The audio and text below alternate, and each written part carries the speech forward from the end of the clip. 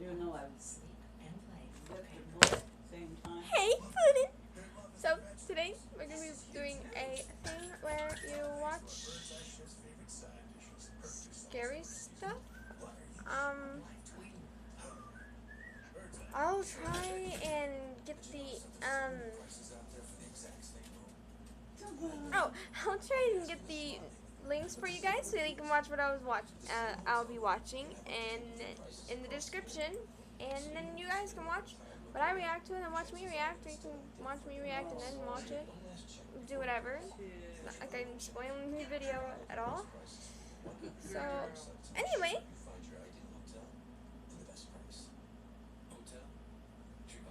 I'm doing this for Mr. J. So I've got to find the video. I'm going to do top 3 scary.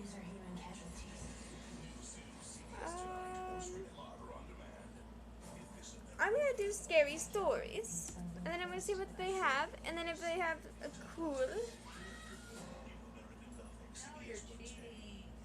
There was a bug that just flew by me. So, if you're wondering what I was looking at, that's what I was looking at. I'm going to do 3 True Craiglist Horror Stories. Here we go. The channel is Mr.Nightmare. So you guys can look at it, his channel, because he does a lot of the, breaks down and leaches out. Now we've created he does a lot of the scary stuff, so if you want to watch him do that, you can go ahead and do that. I'm not going to stop you. I was looking on Craigslist to buy a couch for my new apartment a month ago. I found something I thought seemed like a good deal. From the pictures, the couch seemed to be in great shape. The seller wanted to be contacted by email. His email was mexicanpoppy666@hotmail.com. I felt that email was a bit off-putting, but I still went ahead and emailed the man my offer. He responded within 5 minutes, accepting the offer and asking for my address. I honestly felt uncomfortable with his asking. I did not want a stranger coming to my house. I suggested that I just come to his house to pick it up, but he continually insisted that he come to my house. Eventually I stopped responding, and a day later, he emailed me again, giving me his address. I didn't know if I should go at that point, but it seemed like a steal, almost too good to be true, and according to his address, he didn't live too far. So I got in my van and drove over to the seller's house. I immediately noticed that the house was a bit smaller than all the other houses on the block. When I rang the bell, a middle-aged man wearing a baseball cap answered the door. He gave me a huge smile and invited me in. I was immediately feeling uneasy. He led me into his living room, and I saw the couch. Immediately, I saw scuff marks and small tears in the couch. It was not at all in the shape that it appeared in the ad. I commented on this, and he just smiled and offered to lower the price. I told him I'm not interested, and here's where things started getting creepy. As I was making my way out of the house, he put his hand on my shoulder and offered to give it to me for free if I was willing to, quote-unquote, give something to him. I let out a disgusted gasp and got back into my car. I didn't even look up out the window. I just drove away from there quickly. But it doesn't matter. That same night, I was laying in my bed watching TV. I thought I heard somebody stomping up the steps of my porch. I muted the TV and was able to clearly hear the sound of somebody fiddling with my front doorknob. I jumped out of my bed and tiptoed over to the front door to look through the peephole, but whoever it was already gone.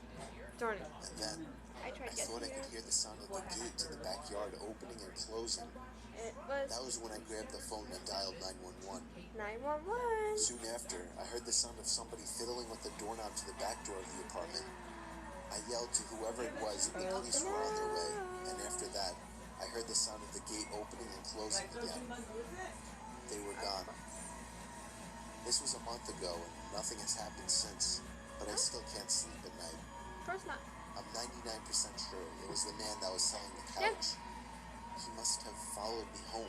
Yep. The There's no way it was just a coincidence. Nope.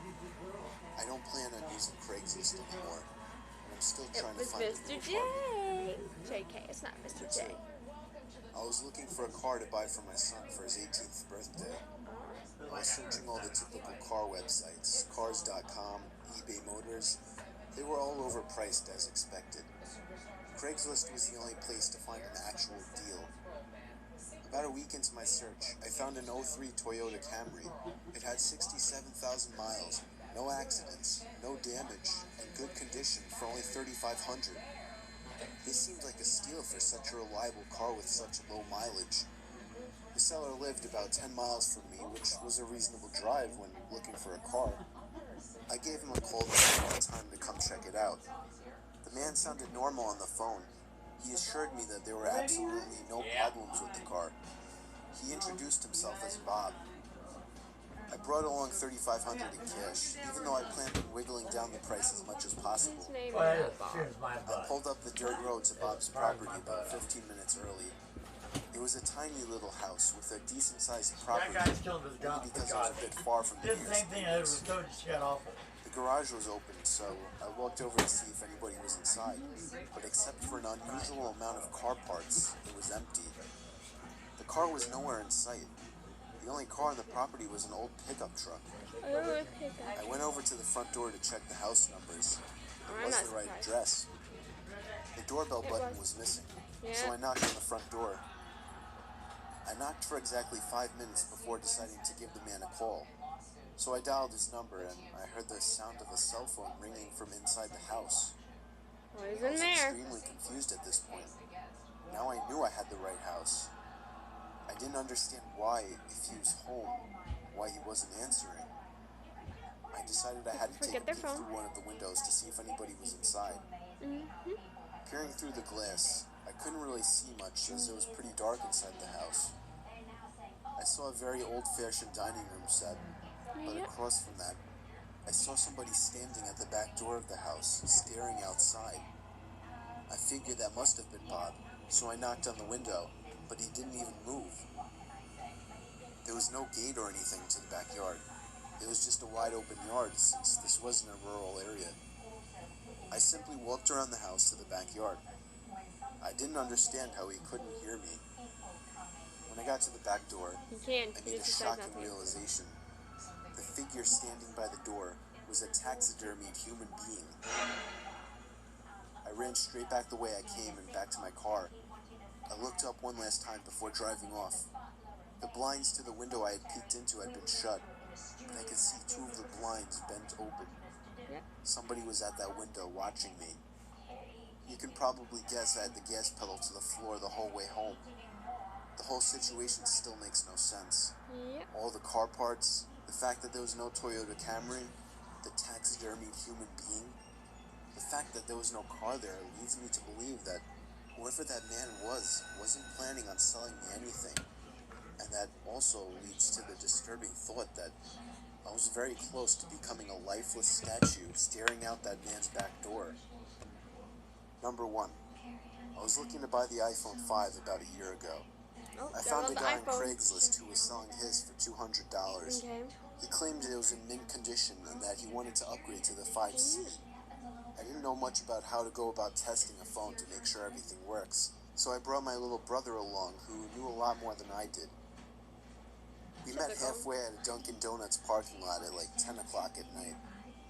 Two large, intimidating guys stepped out of a black Honda Civic and walked over to us. One of the guys pulled out the phone and showed it to me. It didn't have a scratch on it. My brother took out my SIM card and popped it into this new phone. He did some testing and told me that it works. The guy then asked for $250, even though he originally asked for $200. I lied and told him I only brought $200, and he seemed a bit unhappy with this. I did have $250, but I didn't want to spend more than his original asking price. I kind of figured it was his way of making sure I didn't haggle down the price. I handed the guy the $200, and he and his buddy got back in their car. We got back into my car, and I tested out the new phone by calling my girlfriend. I sat testing things around for about 5 minutes. My brother commented on the fact that the two guys hadn't left yet either, but I didn't really care. I started the car and pulled out of the parking lot. My brother then commented that the two guys started their car just as I had. I didn't find it too weird. I drove down the turnpike and eventually stopped at a red light. That's when I noticed the black Honda Civic pull up right behind us in my rear view mirror. I found that a bit weird since I was sure they came from the opposite direction. I continued my drive home, but every single turn we made, they followed, and close on my tail too. My brother suggested I pull over, but there was no way I was going to do that. I knew those guys were looking for trouble. It got to the point where I was trying to lose them and started driving dangerously. If they needed something, they would call or at least honk their horn, but they were looking for some kind of trouble. I tried something risky to lose them. At an intersection, the light had just turned red. I floored it across the intersection before any of the cars would begin to pass. My brother shouted at me, calling me stupid and crazy, but it worked. They didn't follow. We got home after the extra long drive. My heart was still racing from the intensity of the situation. I was just happy I got a working phone for such a low cost. Later that night, I was playing around with the phone trying to set some things up before going to bed. My parents and brother were already asleep at this point, and just then, the sound of 2 car doors slamming shut outside interrupted me. I looked out my window, and I felt like my heart completely stopped. The black Honda Civic was parked across the street. I could only assume the 2 guys were already halfway to our front door. I immediately woke up my dad and explained everything as quickly as possible. He got up, grabbed a baseball bat, and crouched behind the front door. What? Why A loud baseball knock came at bats? the front door. My dad screamed at them to go away. One of the guys on the other side of the door claimed to have a gun and said that he would shoot the lock off of the door if he didn't open up. My dad told me to call Joe, our friend who lives 2 doors down who happens to be a police officer. I called Joe and he said he would be right over it and to stay hidden. Here's the part that still scares me to this day. There was the sound of a silenced shot of a pistol. I peeked over and saw a bullet hole in the door, inches away from my dad's head. My dad ran away from the door and we all listened. We heard Joe outside yelling at them to drop their weapons. My dad went outside to help when they lowered their guns. Joe arrested the 2 assholes. I have to say, this was the scariest day of my life, but it was also the best I had ever felt in my entire life.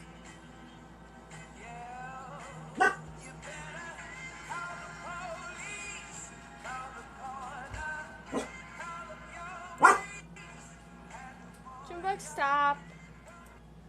So, yeah, that was watching 3 True Craiglist Horror Stories. I will give the link in the description, and I will see you guys later. Bye, Puddin'!